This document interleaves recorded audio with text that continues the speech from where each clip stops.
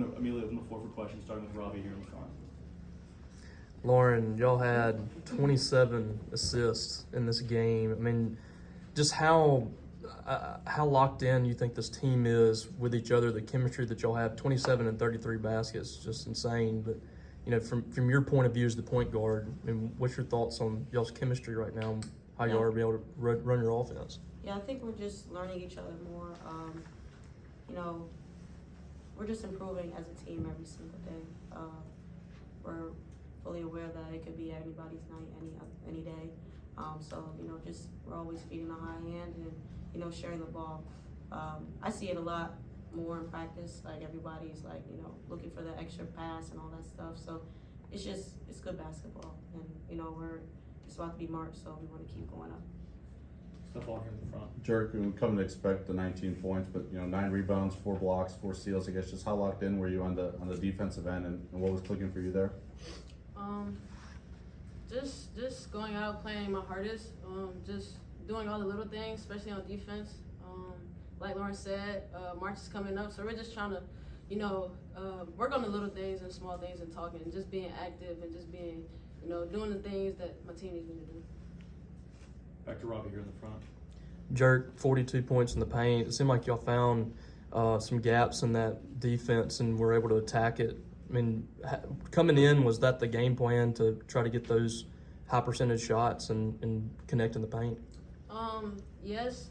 Georgia, they have a really well defended 3-2 that they play, an extended 3-2. So our focus was just finding the sweet spots, going into the middle area and just playing power ball with, we have bigs like Jessica Carter and Aaron Barnum, and then obviously shooters like Lauren and Debrisha and D that can knock it down. So just finding the sweet spots and just slowing it down when we get in there and just being patient and poised. Stephon here in the front. Nyayongah, obviously you were working your way back from an injury, kind of start SEC play. I mean, since you returned, the team's had a lot of success. What did you kind of seen from this team that has kind of made them flip the switch from what you saw while you were sitting on the bench to what you see now when you're back in action?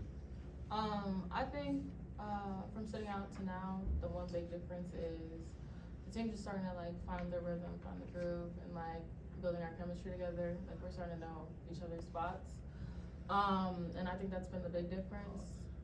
We really are just becoming one, and I think ever since getting injured, I'm just finding my way back into that. But they're making it really easy. So Rio Ben here in the front. Lauren, when you're orchestrating this offense, you've got players in the interior like Jess and Aaron. Both of them had their shot going both in the paint and from the range. Just how nice is it to just have multiple options down low that you can have the size advantage most of the time? Yeah, that's why I came here, really to play with Jess, to play with Aaron. They're both, in my opinion, WNBA draft picks, and they make the game a lot easier for all of us, especially as guards. Having such a big post presence down there makes the game so much easier for us. Back to Stephon here in the front. Lauren, I'm curious, yesterday and obviously with the game today, y'all were celebrating National Girls and Women's Sports Day. I guess just what does that day kind of mean for y'all as a team, and how important was it to kind of go out and play like that, with that day having been yesterday? Yeah, I think it means a lot, especially because, the women's basketball game is on the up and up right now. Everybody's tuned into women's basketball. So it's just, like Coach Sam always says, it's a good time to be a woman in sports. I don't know if anybody's seen that message from my mom, but just seeing that from her and her kind words to me, that meant so much to me. So yeah, it's just a great time to be a woman in sports right now. Kind of jealous that I won't be able to do it next year. You can. Question here in the back. Kind of question for any of y'all if y'all want to answer it. You have both teams wearing the pink jerseys tonight. I guess just how cool is it to go out and get a win, just knowing you're representing a pretty good cause in breast cancer awareness? Oh yeah, it means a lot. Especially because I have a couple people in my life that have been, touched by breast cancer and stuff like that. So, it's always bigger than you, so you go out there and you play for something bigger than yourself, and I think that means a lot to all of us.